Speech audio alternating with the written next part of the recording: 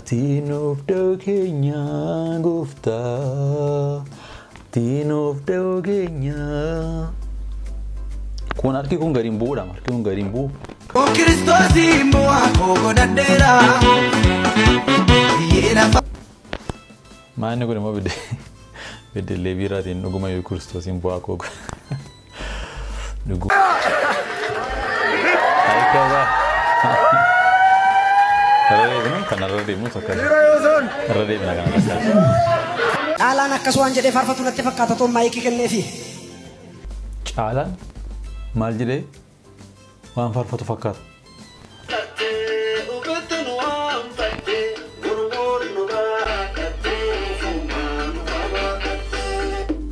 Faarfannichi waaqaa ofitti nu aanfattee nu jaallattee jedha. Jabaanaa maal hojjeta mataarraati? Jabaanaa maal hojjeta mataarraati gifti? Yoo yaa shamaa kam jirtu nagaaf jaalallee waaqayyoo bakka jirtan hundumaatti isiniif haa baay'atu ko YouTube channel Faarsaa Addisuu guuteetii haaraa yoo taatan subscribe gochuudhaan maatii keenyatti dabalamaa viidiyoo yeroo yerootti nuti gadhiisnu dafanii akka isin ga'anii fi mallattoo beelii banaa gochuu hin dagatinaa. Har'as viidiyoo haaraatiin walitti deebinee jirra. Haga xumura sagantaa keenyaatti nu waliin turaan affeerraa keenya jaalalaati. Viidiyoo kana like gochuudhaan namoota baay'ee biraa akka ga'uuf nu deeggaraa. Yaada keessan koomentii irra kaa'uu hin dagatinaa. Akkasumas share godhaa isiniin jenna. Viidiyoo har'aatiin reakshinii kan biraatiin deebinee jirra jechuudha. Wantoota nuti irraa barnu jira, wantoota nuti qeeqnu jira. Sagalee waaqayyoo maal jedhaa kan ittiin jennus jira jechuudha. Ija macaafa qulqulluutiin deebii kan barbaadaniif deebii lannaa jechuudha. Haga xumura sagantaa keenyaatti nu waliin turaan affeerraa keenya jaalalaati.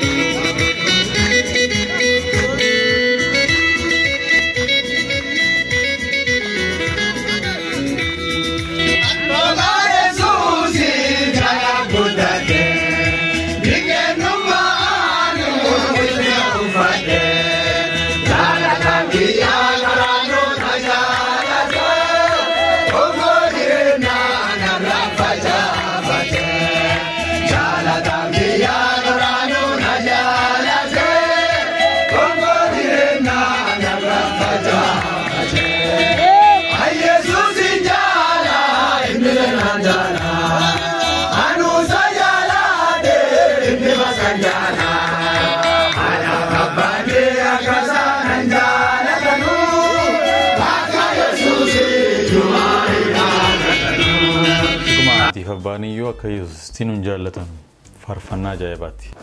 Luboota namatti tolanidha. Yeroo jalqabaatiif an kwaayirii luboota arge akka ajaa'ibaatti baay'ee namatti tolu dhuguma waaqeef dhugaadhaanii sagalee waaqayyoos maal jedha dhugaadhaaf hafuuraan yoo waaqayyoon waaqeffanne waaqeffannaa kan jedhamu faarfannaanii jechuudha. Waaqayyo gooftaan macaa isaanii eebbisu ayyaana kana caaluu isaaniif haa dabalu amma dhumaatti isaanaa dhaabuu jennan.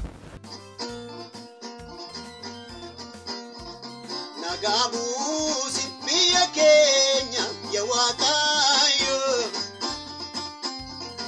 namni hundu obsodate jedawayo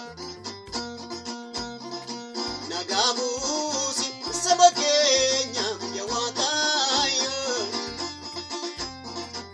ni hundu obsodate jedawayo. Wow, dhuguma waaqayyo biyya keenyaaf nagaa buusu. Namni hundumtuu firatee jedha wayyoo jedhe. Dhuguma isaati. Waaqayyo biyya keenyaaf aaraa abuusuu jenna.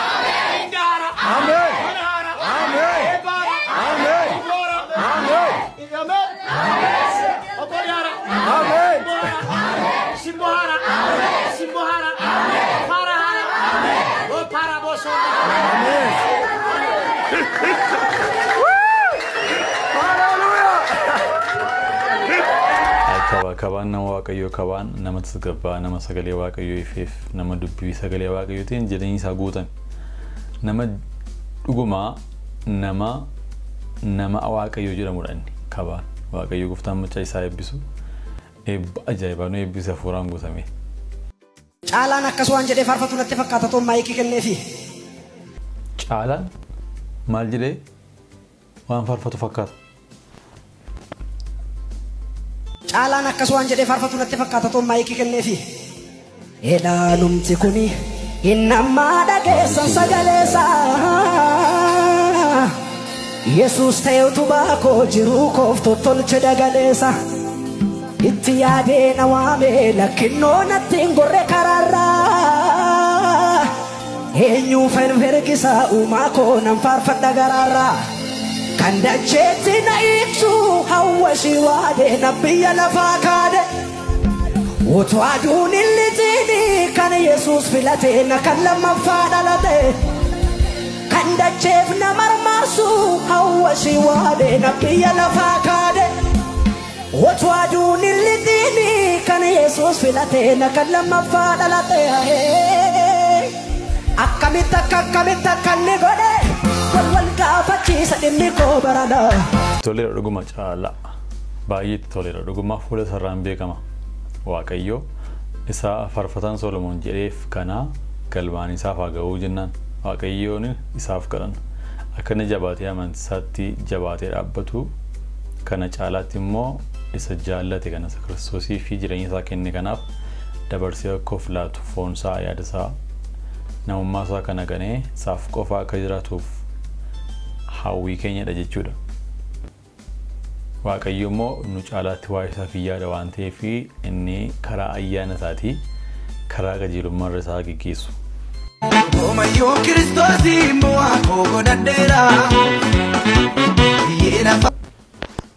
Maanni kun immoo beddellee biiraatiin dhugumayyoo Kiristoosiin bu'aa koo dhugumayyoo Kiristoosiin bu'aa koo godhadheera jechaa gaafa biiraa dhudhanii yaadaniitu. Ammam gaafa sammuun nama haduudha kan namni akkas ta'u. Dhugumayyoo Kiristoosiin bu'aa koo godhadheera.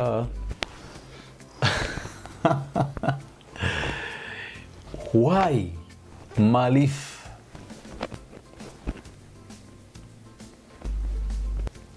Baay'ee nama gaddisiisa. Yeroo yartuu ishee booddee baduuf jira.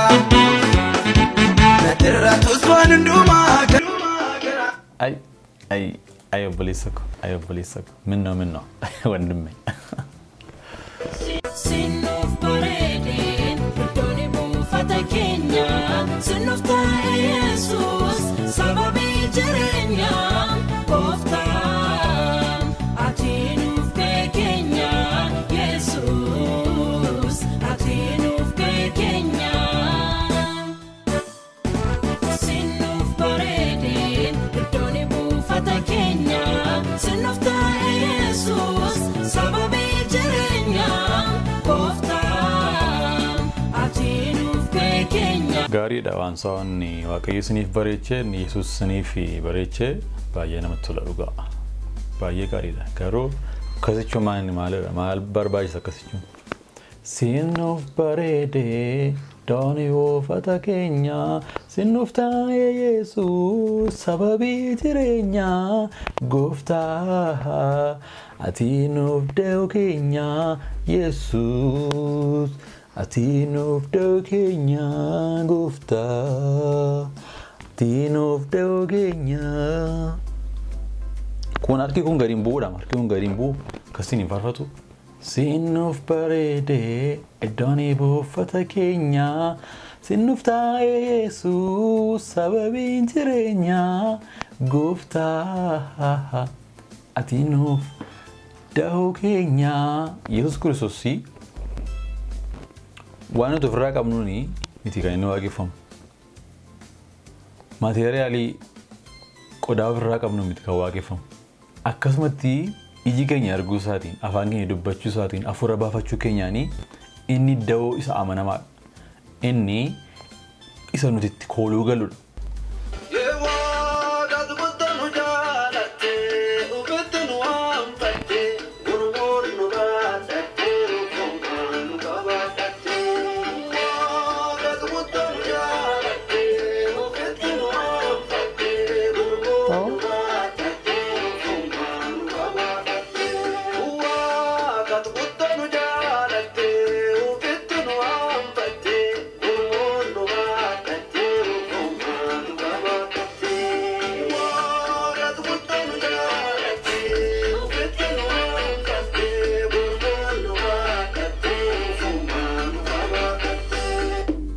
Faarfannichi waaqaa ofitti nu aanfattee nu jaallattee jedha.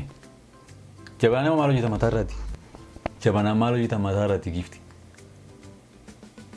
Dinqiidha. Maaliif koppii goota sirbaraati? Isa warri sirban hin daniidhaan. Maal si godha? Akkasumatti faarfattu. Waaqni akkasumatti si jaallate jabanaa maal si godha? Jabanaatti kan Salmaan Jedaaran keessu. Teka salarran keessu jabanaa maal hojjeta mataa kee irraati? Hin danfamoo mataa kee irratti danfisaa jirtaa kun? Dinqii kee Yesuus.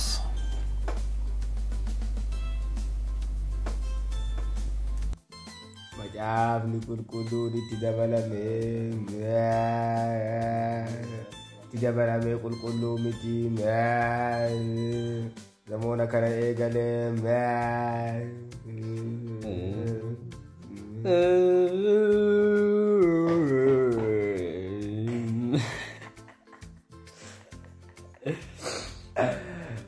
maqaan isaatu hedduudha.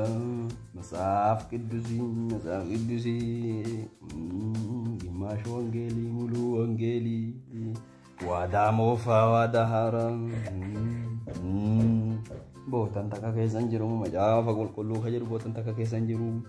Fuunee midiyuu eenyutu maqaa isaa itti baase? Hin jiru. Nuqaas tokko laali.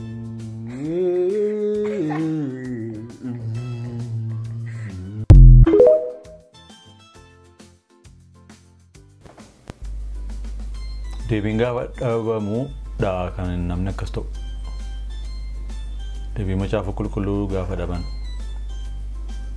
Macaafa qulqulluu kanaa salphisuudhaa fi deebii sirrii gaafa dhabanii akkasitti qoofamaa jechuudha.